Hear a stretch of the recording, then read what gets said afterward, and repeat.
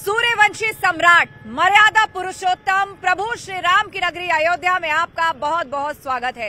अयोध्या में जब आप एंट्री करेंगे तो आपको एहसास हो जाएगा कि आप श्री राम की नगरी अयोध्या में आ चुके हैं। श्री राम जो कि सूर्यवंशी राजा थे और उसी सबको प्रदर्शित करने के लिए अयोध्या की साज सज्जा में इसका खास ध्यान रखा गया है। आप देख सकते हैं यहाँ पर एक बेहद भव्य एंट्री गेट बनाया गया है जिसमें सूर्य देवता अपने अश्वों के साथ अपने रथ पर नजर आ रहे हैं। चूंकि श्री राम सूर्यवंश के ही राजा थे, इसीलिए यहाँ की साज सज्जा में सूर्य का बड़ा महत्व है। अयोध्या में जिस तरह से विकास किया गया है, जहाँ पर सौंदर्यीकरण का काम हुआ है और जहाँ जहाँ आध्यात्मिकता के चिन्ह लगाए गए हैं, वहाँ पर आइए मैं आपको लिए चलती हूँ और दिखाती हूँ कि सूर्य और अन्य प्राचीन चिन्हों और धार्मिक चिन्हों का क्या महत्व है। चलिए मेरे साथ। अयोध्या को सजाने का काम जब शुरू हुआ तो इस बात का खास ख्याल रखा गया कि जो लोग भी श्री राम नगरी अयोध्या में आए उन्हें यहाँ आते ही आध्यात्मिकता का एहसास हो। टेक्नोलॉजी के लिहाज से ये जगह बहुत ही उम्दा हो। यहाँ की सड़कों से लेकर बुनियादी सुविधाओं को मजबूत किया जाए, सड़कों को चौड़ा किया जाए। और मेरे ठीक पीछे जो आप ये देख रहे हैं, ये वही सूर्य स्तंभ है जिसका जिक्र मैंने किया। अयोध्या में कुल 25 जगहों पर इन सूर्य स्तंभों को लगाया गया है। सड़क के दोनों ओर ये अपने आप में खूबसूरती बिखेरते हैं। खास तौर पर जब शाम का वक्त होता है और सूरज ढलता है तो इस सूर्य स्तंभ के ऊपर जो आप सूर्य बना देख रहे हैं, ये पीले रंग का, ये चमकता है। ऐसे चमकता है जैसे एक साथ कई बल्ब रोशनी दे रहे हों।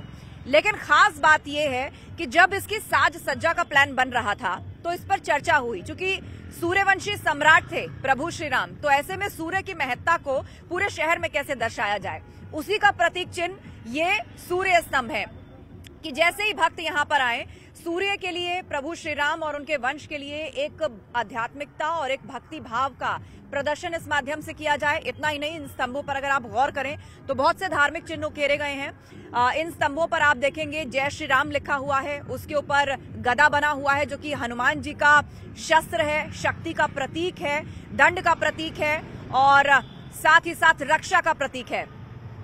और इस पूरे रास्ते पर ये सूर्य स्तंभ आपको दिखाई देंगे। अयोध्या में कुल 25 जगहों पर इन सूर्य स्तंभों को लगाया गया है। सिर्फ इतना ही नहीं, रामायण, उसके संदर्भों से जुड़े हुए बहुत सी आकृतियां भी सड़क के किनारे उकेरी गई हैं जिसमें पूरी राम कथा कही गई है। आइए आपको दिखाते हैं। ऐसी एक जगह मैं आपको लिए चलती हूँ। सूर्य स्तंभों के साथ साथ आप देख रहे हैं यहाँ पर कि इस चित्र को पूरा किया जा रहा है और बहुत तेजी से ये काम चल रहा है। दिन रात यहाँ पर काम होता है। 22 तारीख तक इसको खत्म करना है।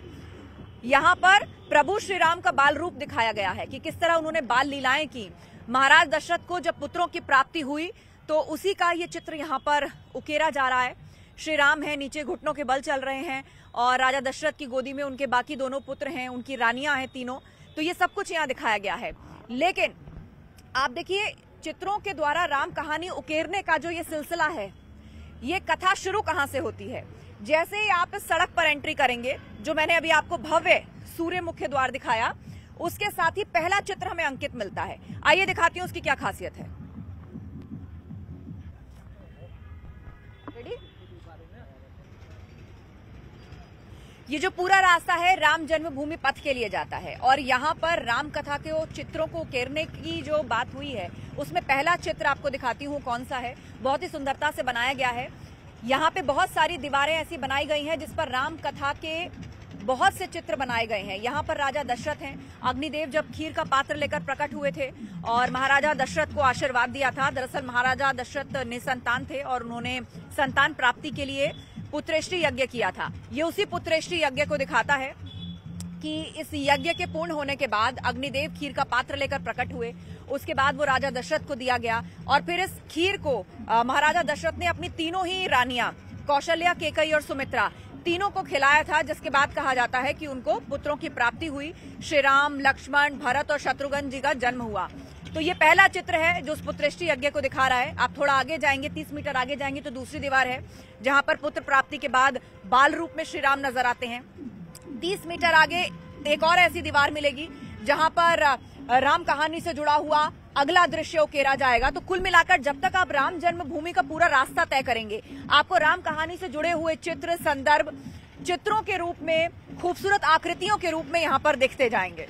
लगातार कई महीनों से दिन रात अयोध्या में विकास और उसके सौंदर्यीकरण का कार्य चल रहा है और जिस जगह इस वक्त मेरी मौजूदगी है वहां आप देखेंगे सूर्य स्तंभ के साथ साथ प्रधानमंत्री मोदी के भी कुछ कटआउट्स लगे हुए हैं और श्री राम के कटआउट्स लगे हुए हैं। जगह जगह पर जय श्री राम लिखा हुआ आपको नजर आएगा।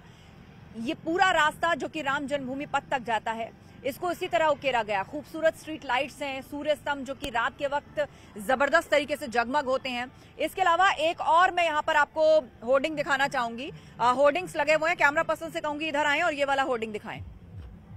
ये होर्डिंग दिखाएं, आस्था का सम्मान, विरासत से प्रेरणा। प्रधानमंत्री मोदी के ऐसे बहुत से होर्डिंग्स जो है वो पूरी अयोध्या में लगाए गए हैं क्योंकि अयोध्या के जो विकास का मॉडल है वो अध्यात्म के साथ विकास को लेकर के आस्था का सम्मान, विरासत से प्रेरणा और तय समय में विकास की गारंटी, ये सब कुछ लेकर के अयोध्या को विकसित किया जा रहा है और उसको एक मॉडल सिटी के रूप में डेवलप किया जा रहा है। इतना ही नहीं, इन सूर्य स्तंभों का जो कनेक्शन है वो केवल सूर्यवंश से ही नहीं है। अयोध्या को सोलर सिटी के तौर पे डेवलप किया जा रहा है। ये अपने आप में इंडिपेंडेंट सोलर सिटी होगी जो पूरे देश में ही नहीं विश्व में एक मॉडल बनेगी। इसीलिए यहाँ पर सोलर एनर्जी का भरपूर उपयोग किया जाएगा। उसका भी प्रतीक चिन्ह इन सूर्य स्तंभों को कहा जा सकता है। सड़क की दूसरी तरफ यदि मैं आपको दिखाऊं तो यहाँ पर भी आप देखिए तमाम होर्डिंग्स लगे हुए हैं प्राण प्रतिष्ठा की तैयारियों से लेकर और कौन सी सरकार की योजनाएं हैं जिनका लोगों को फायदा हुआ है। काशी का जिक्र हुआ है, अयोध्या का जिक्र हुआ है। तो इस तरह यहाँ पर पूरी अयोध्या का सौंदर्यीकरण जो है वो बहुत बारीकी से किया जा रहा है। आइए एक और महत्वपूर्ण चित्र मैं आपको दिखाती हूँ क्योंकि पूरे जन्मभूमि पथ तक आपको राम कथा से जुड़े हुए तमाम चित्र बहुत ही खूबसूरत तरीके से उकेरे हुए सड़क की तरफ नजर आ जाएंगे। जितने लोग यहाँ पर आते हैं उनके साथ सेल्फी खिंचवाते हैं, तस्वीरें खिंचवाते हैं और यादों की तरह उनको अपने साथ यहाँ पर लेकर जाते हैं। तो आइए ये देखिए, अभी तक जो हमने चित्रण देखे थे, शुरुआत में सबसे पहले पुत्रेष्टि यज्ञ दिखाया गया, उसके बाद रामलला और उनके सभी भाइयों का जन्म, किस तरह वो दशरथ महल में जो है वो बाल लीलाएं कर रहे हैं। उसके बाद अब ये तीसरा चित्र देखिए आप, यहाँ पर तीसरा चित्र जब विश्वामित्र जो कि गुरु थे प्रभु श्री राम के और उनके साथ श्री राम ने शास्त्रों और शस्त्रों का कौशल सीखा, गुरुकुल में वो रहे और उस दौरान राक्षस जो कि युद्ध भंग करते थे ऋषि मुनियों का, श्री राम ने किस तरह उनका वध किया था, राक्षस से मुक्ति दिलाई थी, उस सब का चित्रण किया गया है। यहाँ पर उनके शक्ति प्रदर्शन को दिखाया गया है। शास्त्रों के साथ शस्त्र में किस तरह की पारंगता श्री राम के अंदर थी, उस सब को दिखाया गया है। तो कुल मिलाकर जन्मभूमि पथ पर जब आएंगे, भजन कीर्तन आपके कानों में पड़ने शुरू हो जाएंगे और जन्मभूमि पथ पर आप देख रहे हैं कि अभी भी चहलकदमी जो है वो लोगों की शुरू हो चुकी है। तो अयोध्या के सौंदर्यीकरण और विकास में इस बात का खास ध्यान रखा गया है कि इसकी आध्यात्मिकता बरकरार रहे, श्री राम से और राम कथा से जुड़े प्रतीक चिन्ह सब तरफ हो और साथ ही आधुनिक टेक्नोलॉजी भी हो। आस्था कौशिक, न्यूज़ 18, उत्तर प्रदेश, उत्तराखंड, अयोध्या।